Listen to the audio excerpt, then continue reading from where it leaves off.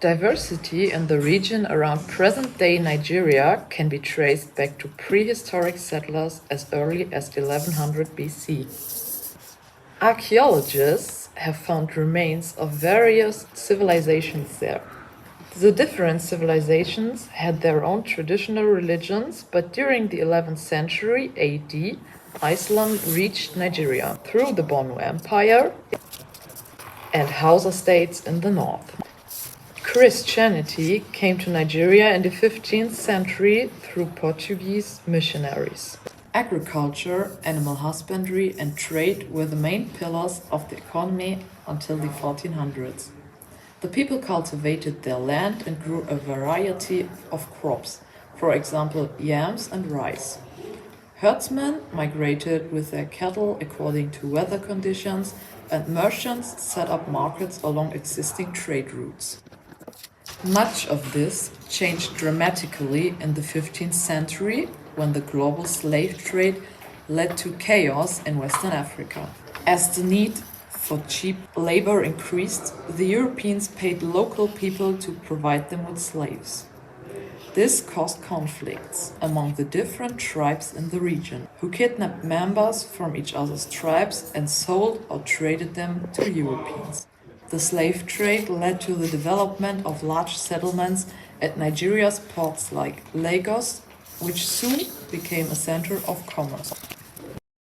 Whereas slavery and forced labor had already existed in many societies for hundreds of years, the highly increased volume of Atlantic trade intensified these needs well into the 19th century. Slave trading was officially abolished in 1820, but the British stayed in Africa, eventually annexing Lagos in 1861.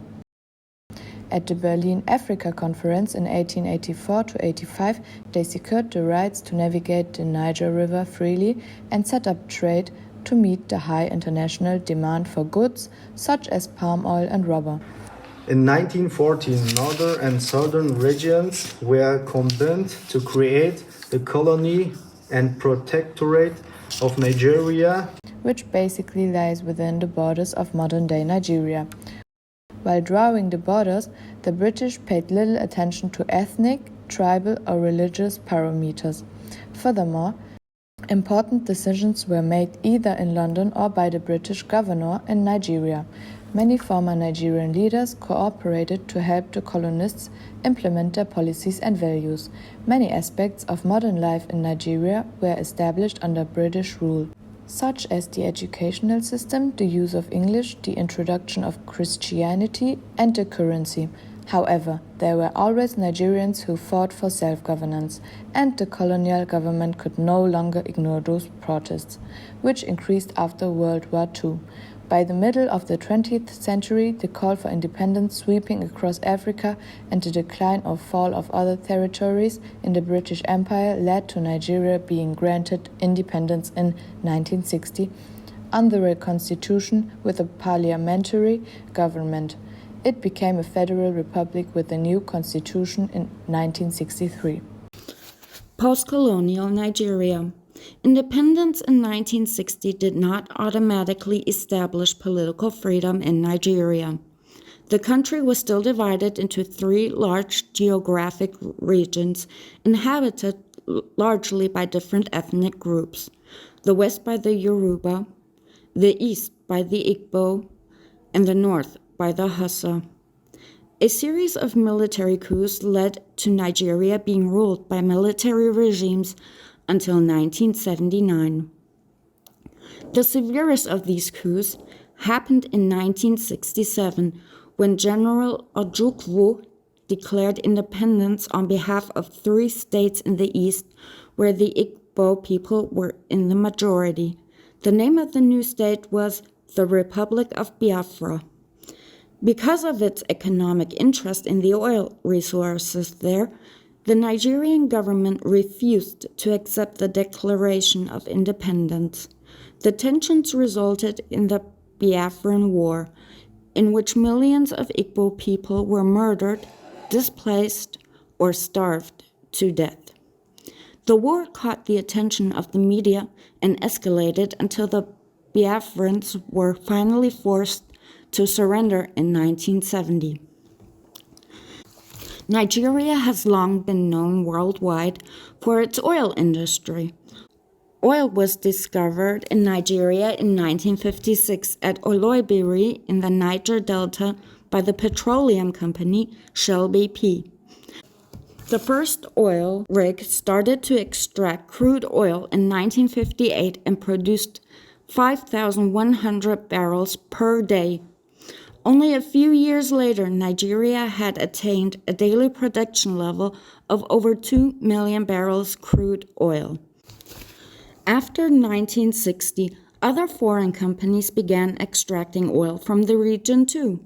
In 1970, the end of the Biafran War coincided with the rise in the global prices of oil. This coincidence led to Nigeria's instant riches from its oil production. Nigeria's present and future. Nigeria is called the Giant of Africa due to its size and population. Over 200 million people, or a quarter of Africa's population. The economy has not only the huge oil industry to thank for its success, despite the fact that it provides the lion's share of revenues, but also the booming film industry. Nollywood has seen astonishing rates of growth both as an employer and a source of income. The country often has difficulties attracting international investors who fear the risk caused by the high rate of corruption in the country. Tourism plays an increasingly major role today and may well increase in the future. Tourists are attracted, for example, by various religious festivals of the many ethnic groups. But Nigeria's landscape is also breathtaking, offering rainforests, the savanna, waterfalls, beaches, and other natural attractions. Nigeria's economy could benefit even more from tourism if the state were more stable. Prominent Nigerians have shown the world that the country has very much to offer, from writers like Chimamanda Ngozi Adichie and Wole Soyinka, or musicians like Fela Kuti and famous athletes like footballers Teslim Balogun and Nwankwo Kanu. Headlines about the Boko Haram terrorists who want to rid the country of Western culture have scared away potential investors and tourists recently. Muhammadu Buhari has served as president since 2015. Nigerian politicians always promise to tackle the grave problems the country faces, such as crime, pollution, poverty, unemployment, corruption, and terrorism.